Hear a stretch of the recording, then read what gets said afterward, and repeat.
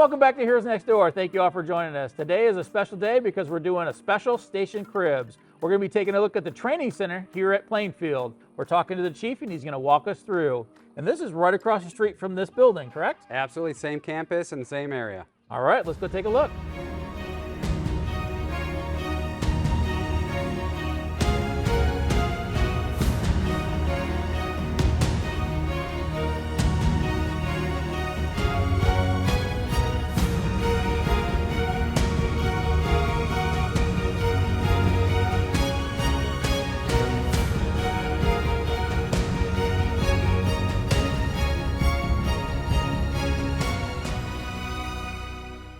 I love the fact that it's right on your campus here. Absolutely, makes it easy and unique for our firefighters to come right in and quickly, do some training. Right. So this looks like a building that existed before, or did you purposely build this? So this was basically a car works building. So they did tires and you name it, they did it in this facility as part of the old mall that used to be, I think, a North Kent Mall. Okay. So they repurposed this building as our training center. So we've got a classroom and we've actually got 2 structures built within this facility as part of our training. I'm excited to see this. Absolutely. And as you'll see on the wall here, these are all the training academies that we've had from starting in 2003. I'm happy to say I was the first academy that was in this building back in 2003, which is, again, kind of unique and close to my heart as we're back here. But all of our academies that we've had are on the wall here. We'd like to showcase the successes that they've had. So you're doing Fire 1, Fire 2 courses here. Correct. We do Fire 1, Fire 2. And we took a break this year. Coming in as the new chief, I needed some time to just kind of relax a little bit before we took on that large task. But I intend on bringing it back again next year. But yeah, this is what that facility's for. And again, awesome. State of the art, I like to say. Yeah. So we walk in through the foyer area and then we come right to our classrooms. Absolutely. So the classroom here is very large. I say we can fit up to 50 people. Our fire marshal says we can fit up to 89 if we don't have tables and chairs and stuff. So nice area to kind of do your lectures. Lots of space to draw on the boards and stuff like that to kind of get your understanding of what material we're covering. Sure. We do have our own EMS training in-house as well. So we have EMS instructor coordinators. We have 4 of them. Okay. So we do all of our own in-house continued education, whether it be fire, EMS, or even rescue. Right. Now I'm a FTO and an instructor for paramedicine, so this is kind of close to my heart too. I love the fact that you have all the AV equipment too. It makes it a whole lot easier for me to present the material that you need to. Absolutely. And so we talk about innovation. One of our staff members came and said, hey, I have an idea to help make this be a little bit more seamless. And so we have it now where you can do Apple Play up there, or if you have, the dreaded PC, you can actually plug a device into it and it'll display on both the screens. And then in the back, it has the presenter screen as well. So very easy to use. Firefighters, if it's not easy, they're not going to do it. So we made it as easy as we can for the firefighters to teach their stuff. Okay, so if I just come to the area or I live in the area and I'm thinking, hey, I'm getting to that age where I want to join a fire department, do they have to have any training before they come apply for you? So we have a couple different programs. We actually have a school program where we try to get the kids out of school, come right along, see what it's about, and then we'll put them through Firefighter 1 and 2 and an EMT class. And then if you live in our community, we'll interview you. If you fit what our culture is, we'll put you through that Firefighter 1 and 2. It's about a year to get through 1 and 2 and then EMT, and then you have probably 6 months or a year of additional training once you get through that, depending on how eager you are. Right. So how would they get a hold of you? Is there a Facebook page? Is there a website or anything like that? Yeah, you can get on our Facebook page. It's Plainfield Fire Department, Michigan. And then also if you did plainfieldmi.org, find us under, I think it's government services, find the fire department, and there's an apply here option. So here you got some other stuff. We do. We absolutely do. That's pretty unique. Can we take a look at that? Let's go do it. So the goal is to actually create our own little firehouse. So as you'll see, we have a spare engine here. It is fully ready to go. So we're not taking our main machines out of service. We've got an engine that is fully stocked. It also kind of helps us if we have to take one to the shop. We've got a spare truck as well that we can utilize. So yeah, but it's usually designated for the training center. Yeah, absolutely. Okay. Correct. So as you'll see up here, we've got windows. So we'll look up there and we actually have a structure up there that we can go through. And then back here, we've got a 3-story structure as well inside our facility. This is really which is pretty cool. unique to us. So Right.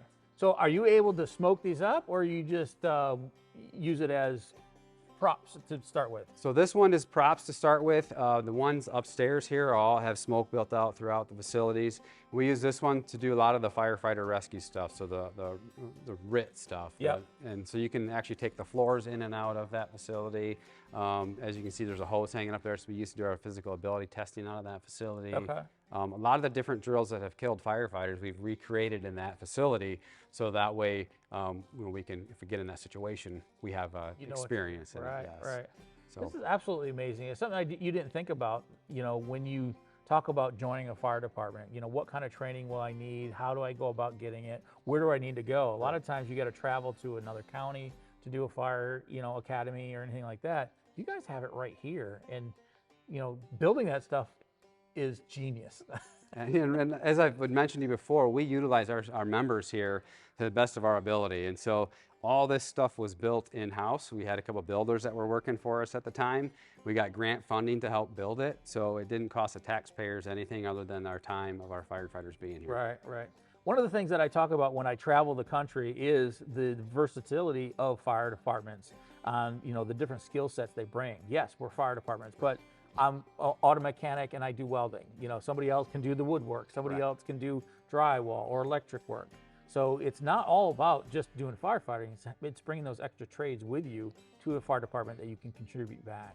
Yeah, I was actually going to say, it's all about the trades, and we'll utilize our trades. We have members that understand the heavy equipment. We have members that understand the regular street vehicles. We have members that know building construction, outfitting our trucks with all the lights and stuff. If we can do that in-house, it's a lot cheaper. We get, better prices on it. So we have a IT group that does all of our IT stuff. So it's kind of neat to have that in-house. Absolutely.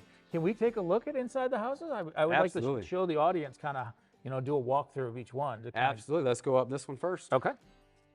All right, Mike, so when we go upstairs here, we've got two different facilities. You've got one that's actually a house built in here. Okay. And it's got half walls, so our instructors can see over the Sure. walls to see how our students are doing.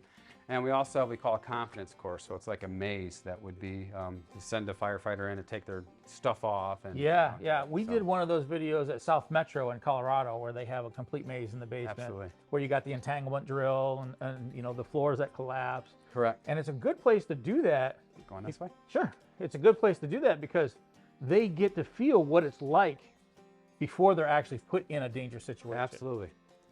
So this is, we got a living room over here. We've got actually two bedrooms that we have in here. And you'll notice this one has a half wall. This one is fully enclosed. We have heaters and stuff that we can put in there so we can do thermal image training while we're also in here. And then we've got all these plumbing and stuff for the smoke to come down as well. So we can fully smoke this facility out. So we're not having to just put stuff over their mask. It's actually smoke. It's smoke. So. This is absolutely beautiful. Genius idea to do all this kind of stuff. And it's removable. So as you'll see, there's different plates here. We can change this around, and we do every couple of years. We'll move this around and change the configurations of what this looks like. Right. So. I think that's an important thing too, because I've gone to training centers for 30 years. It's the same training center. I know. What's the point? It's almost like I'm cheating because I know where the fire is going to be. I know where, whatever it is, because that training center has been that way. To have something that you can reconfigure is a great idea. Yes. We can tell when we got to reconfigure when firefighters are coming in and making quick grabs. It's time to change it up a little bit. So every couple of years we'll try to do that. If you ain't cheating, you ain't trying. There you go. That's fire service. We don't call it cheating. We just call it trying something different, right? Exactly. So something else that we have in here is called our confidence course. So we'd like to make sure that we're very confident in our wearing our SCBAs and taking them off. Something bad happens, you got to make sure you can take care of yourself, and that's what this confidence course does here. Okay. So as you can see, they'll go in the bottom here, and then take a left or a right, and then up in here is a whole big confidence course that we can change things around. We can put things in like wires over there. Okay. Actually create like a floor collapse on that side over there. Sure. Narrowing, tunnels, you name it, we can do it in this facility right here. Yeah. This is huge too. I mean, it's a really long course. Absolutely. Gives you a lot of different options to go with. Absolutely. And one thing that we've incorporated here is loud music, lights and stuff to try to get your mind off the game a little bit. And still try to maintain that composure, because if something happens, you're automatically going to be, probably going crazy in your mind. And so our goal is to recreate that and get you to relax a little bit, take some breath. Because it can create that claustrophobic kind of feeling. You know, especially when your alarm's starting to go off, you're getting a little bit Absolutely. low on air, and you're in the back corner. Yeah, You got to get absolutely. back to here before then. Yeah, and take your air pack off to get through. Yeah, Absolutely. yeah, Yep. yeah. So This is really, really cool. And the fact that you have it on location again to do the Fire 1, Fire 2, yes, and your own trainings. absolutely. How often do you guys train your own department? So our training program is, we do it in 3-week cycles. So Okay. one set of 3 weeks will be all EMS training, and we train every single day. Okay. It's a minimum of an hour a day, and then we'll go into a fire training cycle of 3 weeks. And so we'll just flop back and forth every day, and we try to make sure that our whatever we're doing on scenes, we'll do after action reviews. If we identify a weakness, we'll bring it back into our training cycle and try to get better. We're always trying to improve ourselves. Sure. So every day is a training opportunity. Yeah, and that's really important too, because you know we're always coming up with new stuff, new construction, new ways they build things, new materials that come across. You know, over the years that I've been doing the service has been huge. So learning how those all operate and is great. So Absolutely. I would like to take a look at the other prop that was on that we looked at a little bit Absolutely, let's do earlier it. and take a look in there. Let's go do it. All right. So what I like about this is you have the electric poles, so you can pull the meters. You have the fact that you have the roof pitches and the things that I consider the rescue or the truck work, rather than just the search and rescue of a regular fire. You have the truck work. Absolutely. And so the power pole, actually, as you see, it's got like lighting on it. It'll go across the way here up to the power pole up there. And so we can like to show our members, hey, how does power come into a house? How does it work? So if we run power line calls, they understand like if one line's down, you might still have a second line that's an issue inside. So inside the house, it actually breaks down into the different lines, which is pretty cool. And then as you mentioned too, we do have like the truck work. So we've got a prop here to simulate being on the roof. It's on wheels, we can move it around. Built all in-house by our talented staff. Yeah. And then up top there, you get to like on an actual real pitched roof, how to get on there and actually put the ladders up and follow through. Because a lot of the training centers, they get the metal ones, and it's only the one, I think it's a 30 or 32 degree pitch. Many of the houses, they have deeper pitches, flatter pitches, and you know, it's hard to get that reality unless you're actually doing it. Right. But you know, having something like this helps. And we find we don't do vertical ventilation hardly at all anymore, which means you're going to have to train on it to gain that skill. Yeah. So that's what's nice about this facility is we can actually train on it. Right. Something that we very rarely will do. So. Right. Does it have lighting inside? Are we able to walk through it? Or You can walk through it, absolutely. Okay. So this kind of reminds me of almost a tiny house nowadays. Yeah, absolutely. It is a tiny house for sure. Yeah. As I mentioned, we have the ability to go straight up and straight down through this, and we were talking about it. And we have stairs and everything, and we've got little like drills and stuff in here. So you got the Denver drill around the corner here. Okay. You've got a simulation here like you fell upside down, and you got to, you know, try to work through your air pack to get that working out right. And then basically we've got, as I mentioned, our meter on the wall here, which breaks everything down into different colors into where it all goes in your house. So electricity throughout your house. So right. a lot of times we're not going to structure fires, we're going to, hey, my wires aren't working, or I got an outlet that's messed up, or something's smoking, and it becomes an electrical fire, right? Yeah. So that's important for us to explain how electricity works in the home. Right. This is absolutely cool. I just want to play. I want to come and do training with you. Anytime you want to. Do you ever do joint training with other companies? Absolutely. So this is a joint training facility. That's some of the reasons we got some of the grant funding back in the day. So departments will come and use our facility. We like to train with all our neighboring agencies as well, because we can't do it alone. Like I said, I've got 7 people on shift, and I need 17 in a structure fire. So we call all of our friends to come hang out too. That's awesome. All right, we'll go upstairs and take a look. Let's do it. So the building itself was designed off of like some of the different houses that we have in the community. Okay, that makes sense. Absolutely. So we might have a couple different areas that are using some of their closet space might actually be attic space. So we actually built that intentionally in here, and it can be something that we get caught in. So that's why we wanted to build it and actually have it be utilized. Right.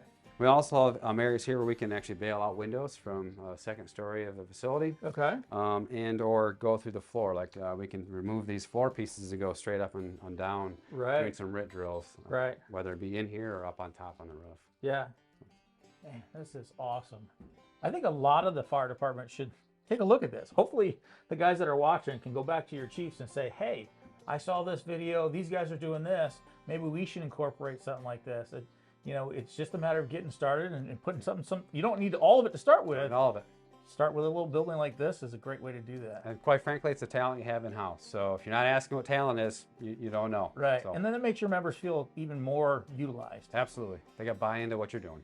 This is awesome. Let's go back downstairs. All right. So Chief, thank you so much for taking us around, but I forgot to ask in the beginning, tell us a little bit about yourself, how you get started, how you pronounce your last name, those kind of things. Absolutely. So my last name is Czechoslovakian. It's Svoboda. My wife loves it. She came from an easy last name. Now it comes to mind, But I started when I was 16 in high school through an internship program and worked at a couple other different departments before coming here. As I showed you, I am a product of this department's training program. And so it's kind of dear to my heart to come work here. So 17 years ago, I started here, worked up through the ranks to become the fire chief.